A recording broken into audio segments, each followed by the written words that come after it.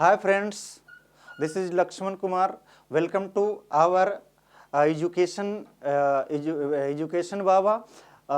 मेरा क्वालिफिकेशन है myself है engineer Laxman, Patna faculty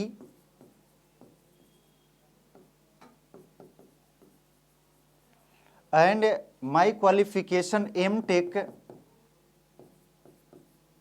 Central University Jharkhand and my experience 6 year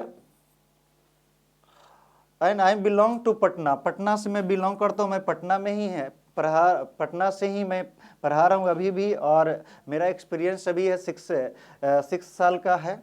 तो मैं आप लोग को फिजिक्स में पढ़ाऊंगा, और फिजिक्स में जितने भी क्यूरी होंगे उन सारे डॉट्स को हम लोग क्लियर करेंगे, एक एक कर करके क्लियर करेंगे. तो सबसे पहले आज इंट्रोडक्शन क्लास है.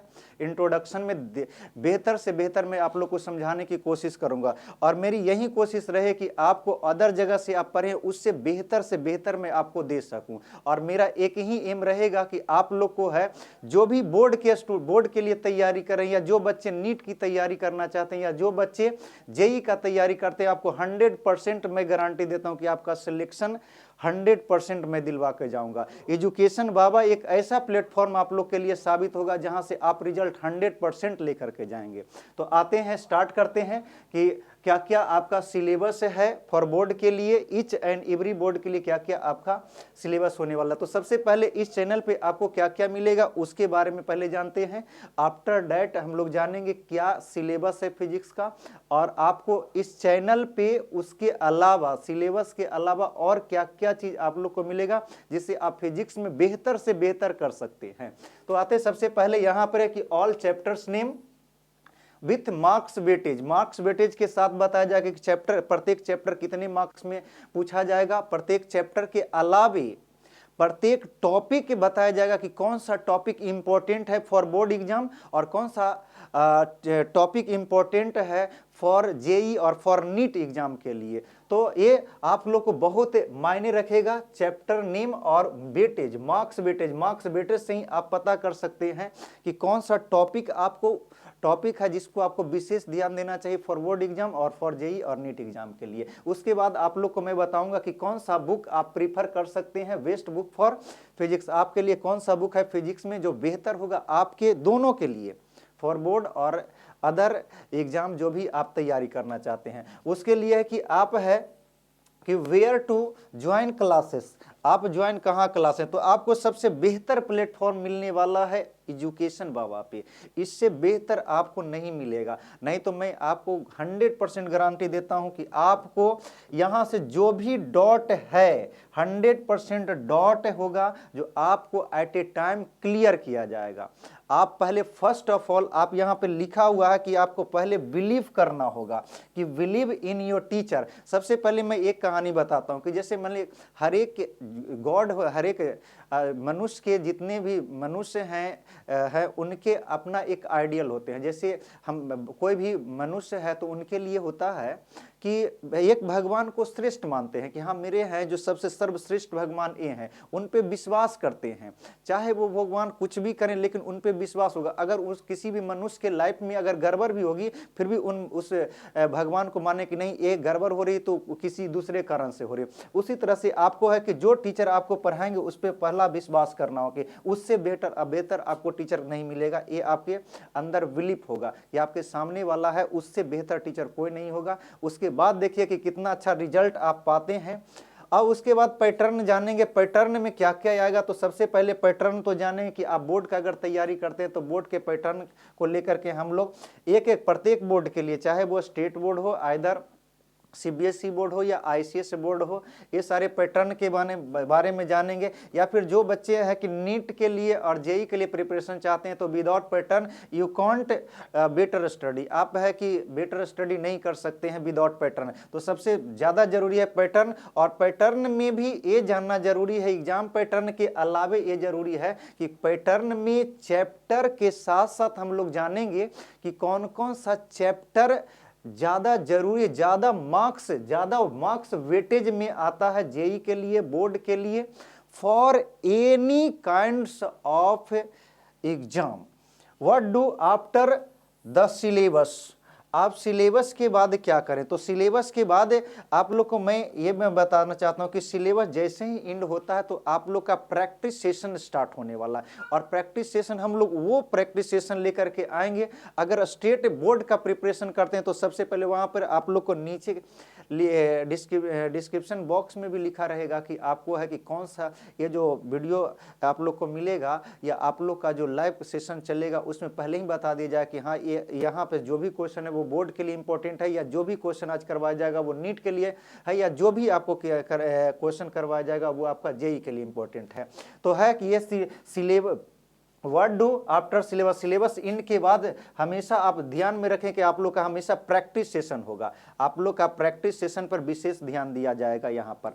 तो आते हैं अगले की ओर बढ़ते हैं कि अगला में क्या है यहाँ पर। तो अगला है आपका सबसे पहला यहाँ पर आप लोग का फिजिक्स का सबसे फर्स्ट यूनिट है। क्योंकि आप देखेंगे कि जो सिलेबस अधिकतर स्टेट बोर्ड हो या सेंट्रलाइज बोर्ड हो, अधिकतर सिलेबस अभी तक मैंने स्टडी किया तो जहाँ तक सिलेबस है वो यूनिट वाइज दिया है।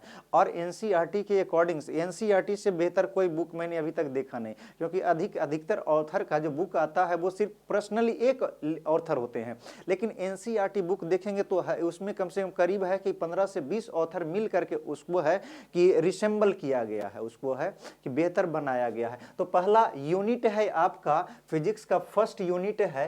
फर्स्ट यूनिट में आप देखेंगे फर्स्ट यूनिट है आपका इलेक्ट्रोस्टैट। और इलेक्ट्रोस्टैट में एनसीईआरटी के अकॉर्डिंग देखा जाए तो यहाँ पर 2 चैप्टर बनाया गया। पहला चैप्टर है आपका इलेक्ट्रिक चार्ज एंड फील्ड, उसके बाद दूसरा चैप्टर है इलेक्ट्रोस्टैटिक पोटेंशियल एंड कैपेसिटेंस। और बोर्ड स्टेट बोर्ड हो या फिर सेंट्रलाइज बोर्ड हो, यहाँ से देखा जाए तो इस यूनिट से 8 मार्क्स का क्वेश्चन कैरी होता है। यहाँ से इसका वेटेज दिया गया, इलेक्ट्रोस्टैटिक्स का वेटेज दिया गया each for any board exam के लिए तो 8 मार्क्स वेटेज दिया गया। लेकिन मैं आप लोग को एक चीज़ मैं बताऊं कि ईच एंड एवरी बोर्ड में यहाँ से 100% अगर आपको थ्योरी वाला क्वेश्चन बनता है, अगर कोई स्टेट बोर्ड के प्रिपरेशन कर रहे हैं तो यहाँ से आपको 100% एक लॉन्ग क्वेश्चन, लॉन्ग के अलावा आपको है कि यहाँ से शॉर्ट क्वेश्चन भी देखने को मिलेगा। और अगर मान लीजिए कि अदर बोर्ड का स्टडी करते हैं, जैसे फॉर एग्जांपल सपोज दैट कोई बिहार बोर्ड का स्टूडेंट है और वो तैयारी करना चाहता है, तो बिहार बोर्ड में है कि देखा जाए कि उसमें ऑब्जेक्टिव की संख्या ज़्यादा है। और ऑब्जेक्टिव में देखा जाए तो इस बार भी देखा जाए तो इसमें 14 ऑब्जेक्टिव पूछा गया है। और सीबीएसई में देखा जाएगा तो सीबीएसई में ये हुआ कि सीबीएसई में टर्म 1 और टर्म 2 कर दिया गया है वहाँ पर। तो टर्म 1 में है कि उसका अलग यूनिट उसमें है और टर्म 2 में अलग यूनिट है। तो टर्म 1 में इस यूनिट को रखा गया है। लेकिन हम लोग है एक बारीकी से एक एक कर करके स्टडी करेंगे जितने भी हैं। अदर स्टेट में तो ओवरऑल पूछा जाएगा आपका। तो मैंने आपको बता दिया कि इससे है कि आपको 8 मार्क्स बोर्ड एग्जाम में मिनिमम 8 मार्क्स रखा गया, लेकिन इससे आप अनुमान लगे कि इससे आपको ज्यादा ही क्वेश्चन मिलने वाला है। तो इलेक्ट्रिक चार्ज के बारे में जानेंगे। सबसे पहले तो जानेंगे कि चार्ज का हिस्ट्री जानेंगे कि पहली बार चार्ज को कैसे खोजा गया था। और इसका एक बहुत ही बेहतरीन स्टोरी है कि चार्ज का प्रोडक्शन कैसे हुआ था। आज चार्ज के बारे में इतना चार्ज से रिलेटेड है कि इतना बड़ा स्कोप कैसे इसका फील्ड आगे और कैसे फ्यूचर में बढ़ने वाला है, इन सब बारे में जानेंगे वो। और इसके चार्ज से क्या क्या चार्ज का प्रॉपर्टी में क्या चार्ज के द्वारा किस प्रकार से फोर्स एक्सपीरियंस होगा, फील्ड कैसे जनरेट होगा। उसके बाद है कि पोटेंशियल, इलेक्ट्रिक पोटेंशियल के बारे में हम लोग स्टडी करेंगे। और उसके बाद है इलेक्ट्रोस्टैटिक पोटेंशियल भी है और कैपेसिटेंस है। कैपेसिटेंस के बारे में जानेंगे। कैपेसिटेंस में जनरली आपका पढ़ना है आपका कैपेसिटर के बारे में। कैपेसिटर का आप लोग नाम सुने हुए कि कैपेसिटर को जनरली हम लोग कंडेंसर के नाम से जानते हैं। कंडेंसर बोलते हैं तो सब लोग जानते हैं, लेकिन कैपेसिटर एक नया वर्ड लगता है। तो capacitor is also known as condenser. Condenser के नाम से जानेंगे, यानी कंडेंसर का पूरा फंक्शन किस प्रकार से वर्किंग होता है, किस प्रकार से उसका कंस्ट्रक्शन किया जाता है, कितने टाइप्स का होता है और कहाँ कहाँ उसका यूज होता है, कि हर एक टाइप का कैपेसिटर का यूज अलग अलग करते हैं। उसमें चार्ज का स्टोर कैसे होता है, तो चार्ज किसी भी कैपेसिटर के अंदर चार्ज कितना स्टोर होगा उसी को ये कैपेसिटेंस डिफाइन करेगा, बताएगा वो। इसके बाद अगले चलते हैं, सेकंड यूनिट है, अगर आपका सेकंड यूनिट है करंट इलेक्ट्रिसिटी। इससे आपको कोई भी बोर्ड हो, हर एक बोर्ड में यहाँ से मिनिमम 7 मार्क्स का क्वेश्चन रहता है। इसमें एनसीईआरटी के अकॉर्डिंग ओनली एक ही चैप्टर बनाया गया, सिर्फ और सिर्फ एक चैप्टर इसमें बनाया गया है, और वो चैप्टर का नाम भी है करंट इलेक्ट्रिसिटी है। करंट इलेक्ट्रिसिटी, करंट इलेक्ट्रिसिटी से रिलेटेड देखेंगे तो यहां से जो बच्चा, देखो यहां से खास करके मैं एक चीज मैं बताता हूं कि जो बच्चा 12th में अगर बेहतर करता है, जो बच्चा अगर 12th में बेहतर कर लेता है, और बिल्कुल जाहिर सी बात है कि 12th में बोर्ड एग्जाम देना पड़ता है, इस चलते उसका बेहतर भी होता भी है, तो वहां से अगर इसका जिस पार्ट में मैंने आता है कि जैसे आप 12th कर लिए, बेहतर नंबर आ गया और इंजीनियरिंग में आपका हो गया, तो आप कौन सा ब्रांच सेलेक्ट करेंगे। तो 12th जिनका बेहतर होता है वो ज़्यादातर इलेक्ट्रिकल हो, इलेक्ट्रॉनिक्स हो, कंप्यूटर साइंस हो, ये ज़्यादा लेते हैं। लेकिन जिनका 11th बेहतर होता है वो ज़्यादातर उनके लिए बेस्ट ऑप्शन होगा कि मैकेनिकल, सिविल, ये सब लेते हैं। तो आगे मैं फुल्ली उसके बारे में बताऊंगा, सबसे पहले मैं सिलेबस के बारे में चर्चा कर रहा हूँ। तो करंट इलेक्ट्रिसिटी में आपका 7 मार्क्स का क्वेश्चन हर एक बार पूछा जाता है, 7 मिनिमम 7 मार्क्स, लेकिन इससे ज्यादा ही रहेगा। मिनिमम मैं बता रहा हूं, मिनिमम ये बोर्ड के द्वारा डिसाइड किया गया है, और इसमें एक ही चैप्टर एनसीईआरटी के अकॉर्डिंग है। इसके बाद अगले यूनिट पर चलते हैं। अगला यूनिट है electromagnetic effect of current and magnetism, electromagnetic effects of current and magnetism. इसमें एनसीईआरटी ने इसको 2 चैप्टर में क्लासिफाई किया है, इसको 2 पार्ट में क्लासिफाई किया है, और इससे देखा जाए तो आपका 8 से 9 मार्क्स तक का क्वेश्चन यहाँ से आपका बोर्ड में पूछा जाता है, चाहे वो किसी भी बोर्ड का आप प्रिपरेशन कर रहे हो। तो इसको 2 चैप्टर में, पहला है कि मूविंग चार्ज और दूसरा है आपका मैग्नेटिज्म, उसके बाद मैग्नेटिज्म एंड मैटर। मैग्नेटिज्म यहाँ पर 2 पार्ट दिया गया है, दोनों एक सेम चीज आपको दिया गया, ऐसा नहीं है कि दोनों अलग अलग चीज। Moving charge and magnetism same चीज, यही चीज है कि ये नेमिंग कर दिया है। एक्चुअल में इस चैप्टर में हम लोग पढ़ते हैं मटेरियल के बारे में। मटेरियल बोले तो यहाँ पर मैग्नेटिक मटेरियल के बारे में पढ़ेंगे। मैग्नेटिक मटेरियल के बारे में यहाँ से होगा कि मैग्नेटिक मटेरियल से रिलेटेड जो भी उसका प्रॉपर्टीज वगैरह हो, उसके बारे में, उसका एग्जाम्पल के बारे में हम लोग स्टडी करेंगे। यहीं पर क्यूरी लॉ पढ़ना है, और ferromagnetic material, diamagnetic material, paramagnetic material, इन सब चीज़ों के बारे में हम लोग स्टडी करेंगे। तो आते हैं अगला यूनिट है आपका यूनिट नंबर 4। यूनिट नंबर 4 है electromagnetic induction and alternating current. इसे शॉर्टकट में हमारे प्यारे विद्यार्थियों इसको शॉर्टकट में बोलते हैं EMI, electromagnetic induction, EMI, and इसको शॉर्टकट में हम लोग बोलते हैं एसी, अल्टरनेटिंग करंट।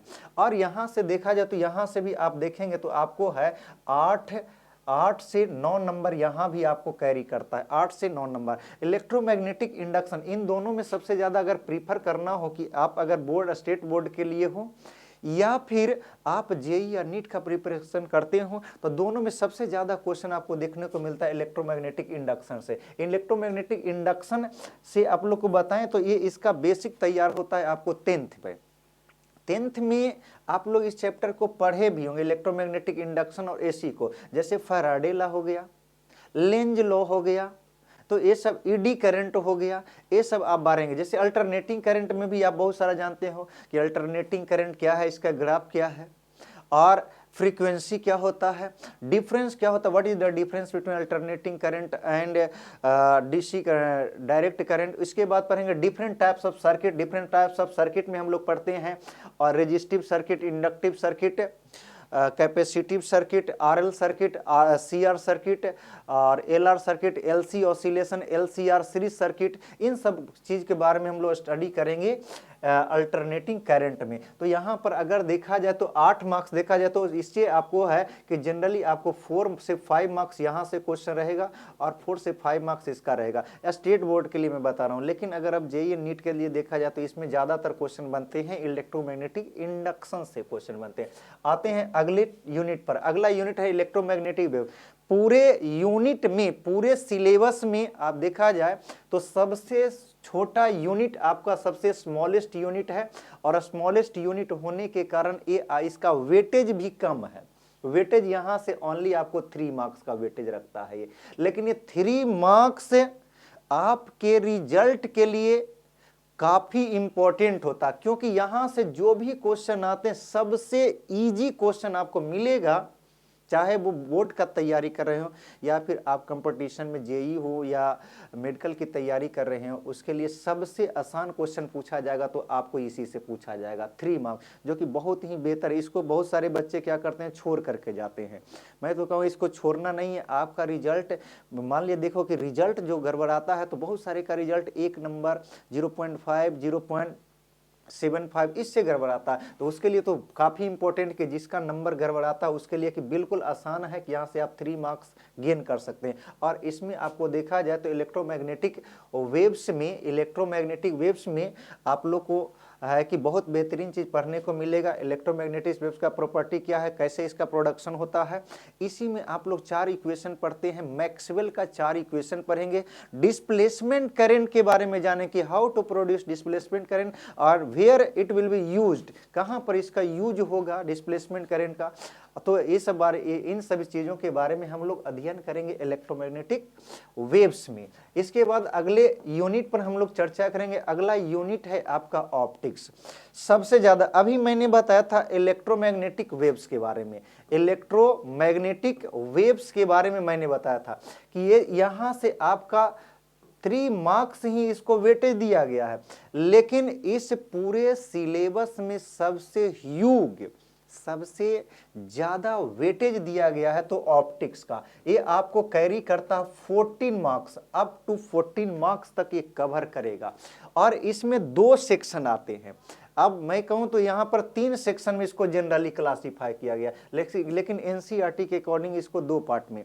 पहला पार्ट है आपका ray optics and optical instrument and second part है आपका वेव ऑप्टिक्स है।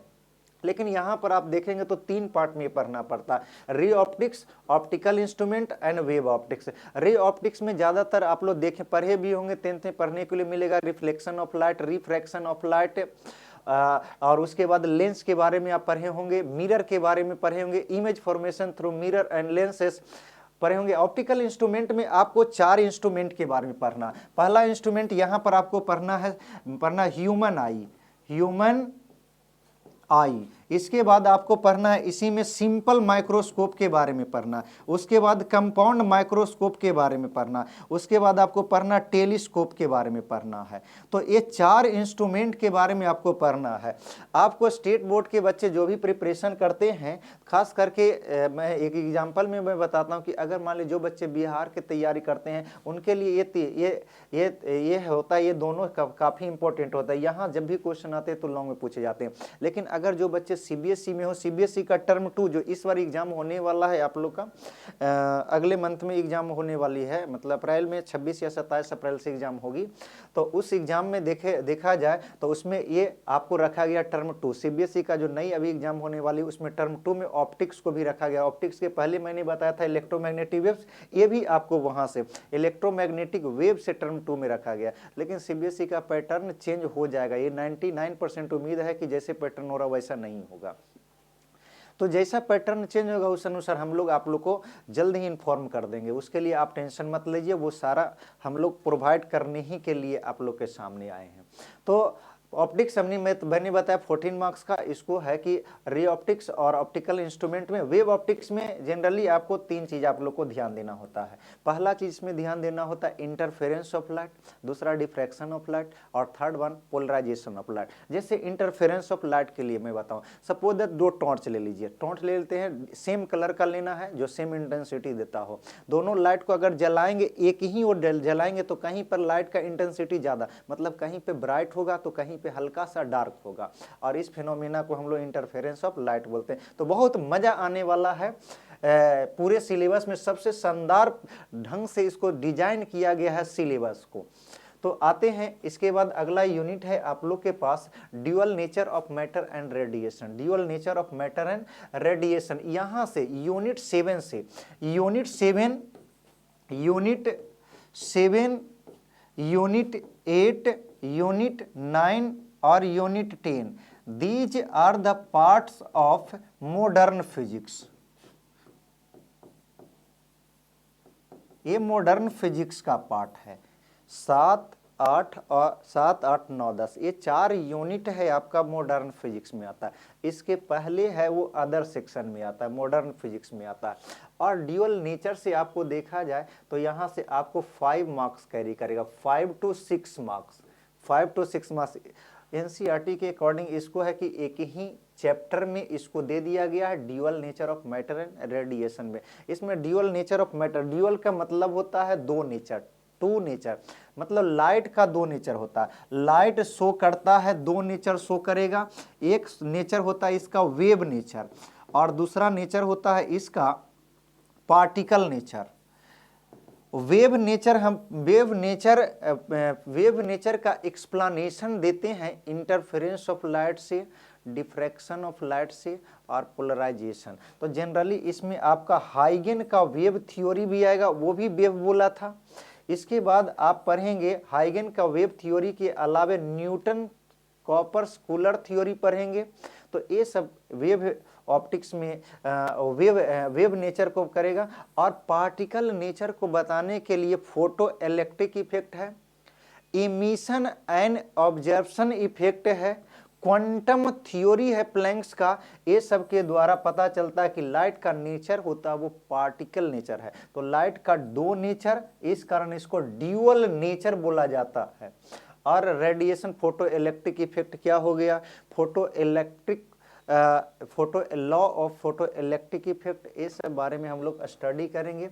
और ये यहाँ से आप लोग को है कि 5 मार्क्स कैरी करने वाला है यहाँ से। तो अगला यूनिट है आपका एटम एंड न्यूक्लियाई। यहाँ से ये जो पार्ट है आपका एटम एंड न्यूक्लियाई, यहाँ से समझ लें कि आप लोग का केमिस्ट्री यहाँ से स्टार्ट हो जाएगा। वो केमिस्ट्री जो आप 11th में पढ़े हैं। एज एग्जाम्पल में बताऊँ तो जैसे जे थॉम्सन मॉडल हो गया, रदरफोर्ड मॉडल हो गया, वोर्स मॉडल हो गया, ये सब बारे में आप लोग एटम में पढ़ेंगे। उसके बाद है साइज ऑफ न्यूक्लियाई क्या होता है, तो ये सब size of nuclei, isobar, isotopes, radio activity, तो ये सब हम लोग स्टडी करने वाले हैं। और ये आपको कैरी करता है आप लोग का 7 मार्क्स, 7 to 6 मार्क्स कैरी करेगा। मतलब इससे है कि ये फुल्ली केमिस्ट्री, जिन स्टूडेंट का 11th का स्टार्टिंग वाला पार्ट होता है, इनऑर्गेनिक पार्ट होता है, अगर यहाँ से कवर करते हैं तो उसके लिए वेरी वेरी इजी, यहाँ से आप लोग के लिए इजी होगा। लेकिन उसके लिए घबराइए नहीं, आप लोग जो नहीं पढ़े हैं उसके लिए मैं बेहतर तरीके से मैं बताऊंगा आपको। आप सोचेंगे भी नहीं कि किस तरह से यहाँ से बताया जाएगा। तो आपको टेंशन नहीं लेना है, ये आपको 100% मैं बिलीव दिलाता हूँ कि आपको तैयारी करवाऊंगा ये। तो एटम एंड न्यूक्लियाई ये आप लोग का पार्ट है, जनरली केमिस्ट्री का पार्ट है। लेकिन सिलेबस में इस कारण दिया गया कि अभी जो भी डिवाइस है, दुनिया की जितनी भी मटेरियल है वो 3 ही फंडामेंटल पार्टिकल से बना है, इलेक्ट्रॉन, प्रोटॉन और न्यूट्रॉन से। अब जितने भी मैटर है 3 ही फंडामेंटल पार्टिकल से बना है। और उस फंडामेंटल पार्टिकल का कैसे प्रोडक्शन होता है ये आप नहीं जानेंगे तो आगे आप डिवाइस वगैरह के बारे में कैसे आप लोग जान पाएंगे। इस चलते यहाँ पर एक केमिस्ट्री का सेक्शन थोड़ा सा रखा गया है। इसके बाद अगले यूनिट पर आते हैं। यूनिट है आपका, अगला यूनिट है यूनिट 9। यूनिट 9 है इलेक्ट्रॉनिक डिवाइस। अभी जो आप लोग देख रहे हैं कि ये जो हमारा जो इंडिया, मेड इन इंडिया से मेक इन इंडिया बना है, उसमें सबसे पहला श्रेय जाता है आपका सेमीकंडक्टर का। सेमीकंडक्टर का जितना भी मिसाइल वगैरह अभी बन रहा है अभी और आगे फ्यूचर में भी बनने वाला, उसमें सबसे ज़्यादा यूज है। हम लोग जो लाइव शूट कर रहे हैं, चाहे मोबाइल हो या मेमोरी कार्ड हो, ये सारा श्रेय जाता है तो सेमीकंडक्टर का। सेमीकंडक्टर डिवाइस में एक प्रॉपर्टी पाया जाता है अदर, जैसे कंडक्टर और इंसुलेटर के मुकाबले, इसमें एक प्रॉपर्टी पाया जाता है कि सेमीकंडक्टर को दोनों जैसा बिहेव कर सकते हैं। फर्स्ट ऑफ ऑल कि सेमीकंडक्टर को आप कंडक्टर बनाना चाहते हैं तो कंडक्टर जैसा भी बिहेव करता है। सेमीकंडक्टर को अगर आप इंसुलेटर बनाना चाहते हैं तो ये इंसुलेटर जैसा बिहेव करता है। तो ये इसी सिर्फ और सिर्फ एक ही मटेरियल में ये देखा जाता है, सेमीकंडक्टर में ही देखा जाता है कि अगर आपको कंडक्टर जैसा इसको ट्रीट करवाना है तो इसको क्या करते हैं, इसको आप हीट कर देंगे। अगर आप इसको इंसुलेटर जैसा बिहेव करवाना है तो टेम्परेचर को कूल करें, इसको ठंडा करेंगे तो अपने आप इंसुलेटर। और 0 केल्विन पर तो ये है परफेक्टली इंसुलेटर जैसा काम करता है। तो सबसे बेहतर मटेरियल में आता है कंडक्टर, और कंडक्टर, इंसुलेटर और सेमीकंडक्टर, इन तीनों में देखा जाए तो सबसे बेहतर मटेरियल आपका सेमीकंडक्टर है। सेमीकंडक्टर में भी हम लोग पढ़ेंगे टाइप्स ऑफ सेमीकंडक्टर, कौन सा सेमीकंडक्टर, यहाँ तक कि जो आप है एलईडी बल्ब का यूज कर रहे हैं। और एलईडी बल्ब का आज जो फॉर्मेशन हुआ बना है, आज जो लाइट का लाइट इतना डिफरेंट डिफरेंट कलर में देख रहे हैं, वो सारा श्रेय जाता है आपका सेमीकंडक्टर का है। तो सेमीकंडक्टर में देखेंगे कि एलईडी बल्ब भी फॉर्मेशन होता है, तो उसमें अगर रेड कलर का एलईडी बल्ब फॉर्मेशन कर रहे हैं तो उसमें कौन कौन सा हम लोग एलिमेंट को मिलाएंगे, कौन कौन सा हम लोग उसमें और अदर फैक्टर को हम लोग मिलाते हैं, तो ये सारी बातें हम लोग जानेंगे सेमीकंडक्टर डिवाइस में। और यहाँ से आपको 7 मार्क्स का क्वेश्चन जनरली बोर्ड एग्जाम में आप लोग को पूछा जाएगा। इसके बाद अगले पर आते हैं, लास्ट आपका यूनिट है आपका कम्युनिकेशन सिस्टम। कम्युनिकेशन सिस्टम अभी है, जब से ये टेली कम्युनिकेशन आया है उस समय से कम्युनिकेशन का प्रकोप सबसे ज्यादा बढ़ गया। कम्युनिकेशन सिस्टम बोलेंगे कि how to work any mobile, how to work any television broadcast, ये सब बारे में जानेंगे। कम्युनिकेशन का टाइप क्या है और उसमें कौन सा कम्युनिकेशन पर मोबाइल वर्क कर रहा है, कौन सा कम्युनिकेशन पर टेलीविजन वर्क कर रहा है, उसकी कितनी फ्रीक्वेंसी रेंज होनी चाहिए। आखिरकार इसमें जो सैटेलाइट को है कि अर्थ सरफेस से कितने हाइट पर सेट किया जाता है, इस सब बारे में हम लोग चर्चा करेंगे। और बहुत बेहतरीन तरह से इसको भी डिजाइन किया गया है। तो इसके बाद आते हैं, तो ये था आपका 10 यूनिट था, 10 यूनिट था आप लोग का सिलेबस में। और इसके बाद अगला आप लोग के पास पॉइंट है कि बेस्ट ऑफ बुक कौन सा होगा आपके फिजिक्स के लिए, आपके प्रिपरेशन के लिए। फिजिक्स के लिए छोड़ दें, आपके प्रिपरेशन के लिए, चाहे जो बच्चे बोर्ड का प्रिपरेशन कर रहे हो या फिर आपने अपने करियर को सोचते हुए इंजीनियरिंग की ओर जिनका रुझान है, या जो मेडिकल की ओर रुझान है, या फिर जो अदर सेक्टर में आप जाना चाहते हो, तो उसके लिए आप है, उसके लिए मैं सजेशन करूंगा कि सबसे अभी तक तो देखा जाए तो एनसीईआरटी से बेहतर अभी तक एनसीईआरटी ही मैं रिकमेंड करूंगा। इसके बाद है कि यहाँ का जो भी मटेरियल आपको मिलेगा, यहाँ से जो भी आप लोग का मटेरियल्स अवेलेबल होगा, उस मटेरियल्स में आपको 100% यहाँ से आपका तो ब्रीफ नोट मिलेगा ही। इसके बाद आप लोग का इसी में ऑब्जेक्टिव क्वेश्चन भी आपको मिलेगा। ऑब्जेक्टिव क्वेश्चन में ये नहीं है कि उसमें बोर्ड में प्रीवियस ईयर्स में जो क्वेश्चन आए हुए हैं वो भी कलेक्शन रहेंगे, साथ साथ जो नीट में और मेडिकल में आए हुए हैं वो सारे ऑब्जेक्टिव का कलेक्शन आपको मिलने वाला है। और उतना ही नहीं आपको मिलेगा, ऐसा नहीं कि आपको मिलेगा तो आप घर पे रख दीजिए और उससे काम चल जाएगा, उसका सॉल्यूशन मैं ऑन स्क्रीन में करवाऊंगा आपको। और उसके बाद हम लोग पढ़ेंगे ऑब्जेक्टिव के अलावा न्यूमेरिकल्स अगर फिजिक्स में नहीं हो तो मज़ा ही नहीं आता है। तो न्यूमेरिकल्स के लिए भी आप लोग को एनसीईआरटी के अलावा आप लोग के अदर किताब खरीदने की जरूरत नहीं है। वो सारा जो है कि क्योंकि जो मटेरियल सफिशिएंट होगा उसमें एक बुक का नहीं, एटलीस्ट है कि 5 से 7 बुक का कलेक्शन रहता है। जो क्वेश्चन पूछे जाते हैं, जो अभी नया पैटर्न होता है, उसके अकॉर्डिंग हम लोग है कि सारा का सारा मटेरियल तैयार करते हैं। आप हमसे जुड़े, हम पे विश्वास करें तो आप लोग को वही चीज दिया जाएगा जो आपको बोर्ड में 100% सिक्योर करेगा। वो सारा टॉपिक आपका रिजल्ट भी सिक्योर हो जाएगा। इसके बाद आपका आएगा, इसी में है, इसके अलावा न्यूमेरिकल के अलावा कुछ थ्योरी के लिए भी है, थ्योरी भी मिलेगा, थ्योरी मिलेगा, उसका आंसर मिलेगा for 1 marks, for 2 marks, for 3 marks, for long question के लिए। उसके बाद लास्ट में आप लोग देखेंगे प्रैक्टिस सेशन के लिए कि कैसे आपको प्रैक्टिस करनी है। तो ये सारा रिकमेंडेड मैं करूँगा एनसीईआरटी के लिए। अगर आप है कि चाहे अदर कोई भी बुक पढ़ना चाहते हैं तो आप पढ़ सकते हैं, जो भी डॉट क्लियर होगी आप है आप पूछ सकते हैं एप्लीकेशन पे। तो आते हैं अगला पेज पे, और इस बैच का नाम है, सबसे पहले आप जान जाए, इस बैच का नाम ही रखा गया है हम सफर बैच। हम सफर का बैच का मतलब है कि आपके सामने प्रत्येक क्षण स्टूडेंट के सामने हम लोग ईच एंड एवरी टाइम हम लोग जुड़े रहेंगे। तब तक जुड़े रहेंगे तब तक आपका रिजल्ट नहीं अच्छा आता, तब तक हम आपके साथ जुड़े रहेंगे और बेहतर से बेहतर आपको है कि कोशिश करेंगे कि आपका रिजल्ट बेहतर से बेहतर आए। तो इस बैच का नाम हम सफ़र रखने से आप हम लोग सब मिल करके जितने भी हमारे टीम हैं एजुकेशन बाबा पे, हम लोगों ने डिसाइड किया था कि इस बैच को ऐसा रखा जाए ताकि है कि कोई भी इसमें नेगेटिविटी हो ही नहीं। और यही हम लोगों ने सोच करके इस बैच का नाम रखा गया हम सफ़र बैच।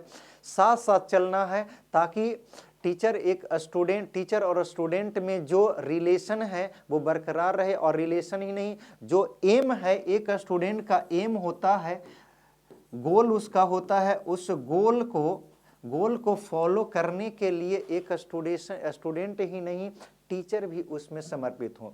ये रिजल्ट आपका नहीं होगा, एक टीचर का रिजल्ट होगा। इस चलते इस बैच का नाम रखा गया हम सफर बैच। इसके बाद अगले स्लाइड की ओर चलते हैं। अगला स्लाइड है कि आपको क्या क्या मिलेगा इस एप्लीकेशन पे, और जो भी आपको जो भी ये एप्लीकेशन है इस पे सबसे पहले आपको तो लाइव क्लास मिलेगा। लाइव क्लास में आप लोग को है कि पर डे आपकी रोजाना पर डे आपको लाइव क्लास के साथ साथ है कि डॉट जो भी डॉट होगा उसका सॉल्यूशन भी मिलेगा। तो सबसे पहले है कि आप तो ज्वाइन करेंगे, आप जो ज्वाइन करेंगे उन्हीं को तो लाइव क्लास मिलेगी, जो ज्वाइन नहीं करेंगे उनको लाइव क्लास कहाँ से मिलेगी, उसके लिए भी व्यवस्था है। आप सोच रहे हैं कि जो लाइव करेगा उसको तो कुछ नहीं मिलेगा, उसके लिए भी मिलेगा। सबसे पहले तो आप है कि सबसे पहले तो आप है ज्वाइन तो करिए। ज्वाइन करने पे पता चलेगा कि क्या यहाँ पर इफेक्टिव मिल रहा है कि नहीं मिल रहा है। मैं 100% गारंटी देता हूँ कि आपको इफेक्टिव वेस्ट ऑफ वेस्ट मिलेगा यहाँ से। और लाइव में भी आप है, लाइव में भी आप डॉट को पूछ सकते हैं, जो भी डॉट होगी लाइव में पूछ सकते हैं, आपको एट ए टाइम उसका सॉल्यूशन दिया जाएगा। उसके बाद है कि जो बच्चे सपोज दैट है कि किसी कारणवश है कि लाइव के समय नहीं देख पाते हैं, उनको है रिकॉर्डेड लेक्चर मिलेगा। रिकॉर्डेड लेक्चर मिलने से क्या होता है कि बहुत सारे जब मान ली पहली बार में किसी से पढ़ रहे हो या पहली बार कोई भी टॉपिक के बारे में स्टडी करते हैं तो कुछ न कुछ डॉट रह जाता है। तो डॉट को कंप्लीट करने के लिए आप है कि लेक्चर को 2 बार 3 बार देखिए। अगर उसमें भी आपको डॉट रहता है तो आप है कि पूछ सकते हैं। इसके साथ साथ है कि आप लोग को पीडीएफ नोट्स एजुकेशन बाबा एप्लीकेशन पे ही अवेलेबल रहेगा, और इस नोट से आपको रिवीजन करने में तो हेल्पफुल मिलेगी ही, साथ साथ है कि इससे ये फायदा होगा कि सपोज दैट है कि मान लिया है कि जिसमें लाइव हम लोग पढ़ा रहे हैं उस समय है कि कोई भी पॉइंट आप नहीं नोट कर पा रहे हैं, नहीं समझ पा रहे हैं, और मान लीजिए जैसे यहाँ पर बहुत सारा ऐसा चीज मिलेगा कि आप यहाँ पे नहीं देख पा रहे हैं तो यहाँ पर नोट्स में वो चीज अवेलेबल रहेगा। इसके बाद है कि यहाँ से रिवीजन करने का बेहतरीन मौका मिलेगा। अब है कि आप लोग को प्रत्येक सब्जेक्ट के लिए सेपरेट टीचर की व्यवस्था की गई है, और जो ऐसे टीचर नहीं वो सारे टीचर एक्सपीरियंस टीचर है। कोई है 5 साल 7 साल से, कोई तो है कि 15 साल से पढ़ा रहे हैं, वो टीचर का टीम हम लोग के पास है। और वो टीचर का टीम इस चलते बनाया गया कि कोई भी बच्चा है जिसका एक भी ऐसा बच्चा नहीं होना चाहिए जिसका रिजल्ट खराब हो। तो हम लोग के लिए सबसे ज्यादा जरूरी है कि आप लोग का रिजल्ट बेहतर होना चाहिए।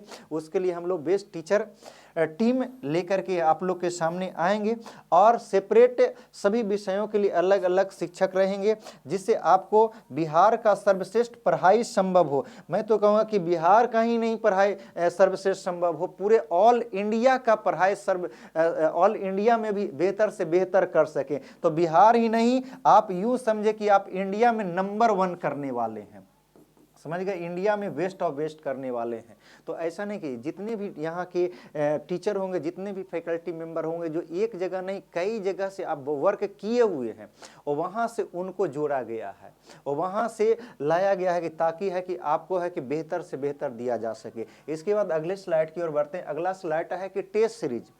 टेस्ट सीरीज जैसे वहाँ लिखा था कि सिलेबस के बाद क्या करना होगा, व्हाट डू आफ्टर सिलेबस। तो सिलेबस के बाद है कि एक टेस्ट सीरीज ऑर्गेनाइज की जाएगी। उस टेस्ट सीरीज के माध्यम से आप है प्रैक्टिस कर सकते हैं। आप लोग को प्रैक्टिस करवाया जाएगा, चाहे ऑब्जेक्टिव का हो या थियोरिटिकल बेस्ड क्वेश्चन हो, न्यूमेरिकल बेस्ड क्वेश्चन हो, ये सारे के सारे आपको टेस्ट सीरीज भी मिलेगा। टेस्ट सीरीज में सारा अवेलेबल रहेगा। टेस्ट सीरीज का पैटर्न वही होगा जो बोर्ड में रहेगा।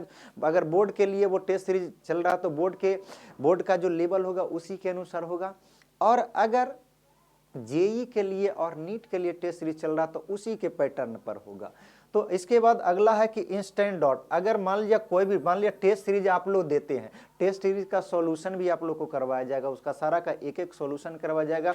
अगर आपको अभी भी कोई भी डॉट होता है, कोई भी सॉल्यूशन से रिलेटेड कोई भी डॉट होता है तो उसको इंस्टेंट आपको कंप्लीट किया जाएगा। तो कोई भी अगर सवाल, कोई भी अगर डॉट आपके मन में है तो आप इस एप्लीकेशन के नीचे में आप देखेंगे तो वहां पर आस्क डॉट सेक्शन है, और वहां पे आप है कि इसका समाधान आप लोग को एट ए टाइम मिलेगा इस पे। इसके बाद आप लोग को डेली क्यूज टेस्ट इस कारण रखा गया है कि सपोज दैट आपने कोई भी टॉपिक 2-3 टॉपिक आपने कवर किया, आप कवर कर लिया तो आप जानना चाह रहे हैं कि कैसे इस टॉपिक से रिलेटेड किस प्रकार से क्वेश्चन पूछा जाएगा। तो टॉपिक को कवर करने के लिए, टॉपिक को बेहतरीन करने के लिए डेली क्यूज टेस्ट आपको बूस्ट कर देगा, एनर्जी बूस्ट करेगा, आपके कॉन्फिडेंस को बढ़ाने के लिए है कि ये डेली क्यूज व्यवस्था करवाया जाएगा। तो डेली क्यूज है और क्यूज में आप प्रैक्टिस कर सकते हैं, आप अपने आप को भाप सकते हैं कि आपने कितना परसेंट है सीखा है, आप कितना परसेंट उस टॉपिक के बारे में कवर किया है, ये सारी बातों हम लोग जानेंगे। उसके बाद है कि क्वेश्चन आंसर सभी जितने भी आपका यूनिट होंगे, जितने भी चैप्टर होंगे, उसका क्वेश्चन एंड आंसर दोनों करवाया जाएगा, चाहे वो ऑब्जेक्टिव का क्वेश्चन या सब्जेक्टिव का क्वेश्चन हो, ये सारे के सारे आपको देखने को मिलेगा। तो आते हैं इसके बाद अगला है कि प्रीवियस ईयर्स का क्वेश्चन में हम लोगों ने रखा कि इसमें 10 साल का प्रीवियस ईयर्स क्वेश्चन करवाई जाएगी। 10 साल प्रीवियस ईयर्स क्वेश्चन करने से आपको ये पता चलता है कि पिछले साल किस तरह का एग्जाम का लेवल था और किस प्रकार से उसका टाइप पूछने का तरीका, ये सब जानेंगे, जो कि सभी स्टूडेंट को अति आवश्यक होता है, सबसे इंपॉर्टेंट होता है। मान लिया कि कोई भी स्टूडेंट तैयारी कर रहा है, उसको ये नहीं मालूम है कि उसका पैटर्न क्या है, किस लेवल का क्वेश्चन पूछा जाता है, तो वो उससे है कि एग्जाम वगैरह जानते पर पूरा सिलेबस पढ़ने के बावजूद भी उसका एग्जाम अच्छा नहीं जाता। तो उसके लिए कि प्रीवियस ईयर 10 साल का प्रश्न है, 10 साल की क्वेश्चन है, वो करवाया जाएगा। उसके अलावा है कि गेस क्वेश्चन भी आपको दिया जाएगा। गेस क्वेश्चन देने से फायदा ये होगा, गेस क्वेश्चन का पैटर्न भी आप देखेंगे जो प्रीवियस ईयर्स में पूछा जाएगा, उसी सेम पैटर्न पर हम लोग लेकर आ रहे हैं। कोर्स खत्म होने के बाद ये सारे हमारे तरफ से गेस क्वेश्चन मिलेंगे और जिसमें सभी साल से कम 70 to 80% डायरेक्ट मिलता है और मिलेंगे 100% आप लोग को यहाँ पे है कि मिलेंगे ही यहाँ से। और इसके बाद है मॉडल पेपर। तो देख रहे हैं कितना बेहतरीन तरह से डिजाइन किया जा रहा है कि प्रीवियस ईयर्स, उसके बाद गेस क्वेश्चन और लास्टली है कि यहाँ पे आपको मॉडल पेपर प्रैक्टिस आप लोग को मिलेगा। हम लोग मॉडल प्रैक्टिस सेट के बाद जानते हैं कि कोर्स रिवीजन होना बहुत ज़रूरी है, क्योंकि आपने जितना चीज़ पढ़ा है, क्योंकि आप है कि जैसे जैसे आप आगे बढ़ते जाएंगे तो पीछे की चीज़ों को भूलते जाएंगे। इसके लिए इसमें रखा गया कि कोर्स समाप्ति के बाद आपका कि कोर्स रिवीजन आपको हमेशा होते रहना चाहिए, और है कि कोर्स रिवीजन अगर नहीं होगा तो पीछे जो भी आप पढ़े हैं वो धीरे धीरे वीक होता चला जाए, आपका एग्जाम है बेहतर नहीं जाएगा। इसके चलते कि कोर्स रिवीजन भी रखा गया है। और ये कोर्स रिवीजन आपको मिलेगा कोर्स पूरा हो जाने के बाद, यानी आपका जब ये पूरा जो कोर्स है एंड हो जाएगा, उसके बाद आपको है सिलेबस दोबारा रिवीजन करवाया जाएगा, एज ए क्रैश कोर्स करवाया जाएगा आप लोग को। तो इसके लिए आपको घबराना नहीं है कि आप लोग है पीछे वाले भूल गए, तो आप है कि आपका पीछे जो पढ़ा हुआ है वो सारे भूल चुके हैं, उसी के लिए व्यवस्था किया गया आप लोग को कोर्स रिवीजन का। इसके बाद आते हैं अगले स्लाइड पर कि अब है कि ये सारी चीज़ों मिलेगा कैसे। तो ये सारे चीज़ों आपको एक ही जगह सिक्योर किया गया, एक ही जगह असेंबल किया गया है। और अब ये आपका है एप्लीकेशन है एजुकेशन बाबा, आप वहाँ से डाउनलोड कर सकते हैं। अगर मान लिया कोई भी दिक्कत आपको आ रही है तो आप इस नंबर पे आप हैं कि या तो आप व्हाट्सअप कर सकते हैं या आप कॉलिंग कर सकते हैं। आपको हमेशा ये यहाँ से आप लोग को 100% जो भी क्यूरी होगी उसका समाधान किया जाएगा। तो हम लोग कोशिश करेंगे कि आप लोग को बेस्ट ऑफ बेस्ट दे सकें। आप लोग हमसे जुड़िए और देखिए क्या होता है, कितना आप लोग के लिए किया जाएगा। वे सारे अब जब तक जुड़ेंगे नहीं तब तक थोड़ी आपको कुछ बताया जाएगा। चलिए तब तक के लिए मिलते हैं अगले वीडियो में, तब तक के लिए धन्यवाद। Thank you very very much. जय हिंद।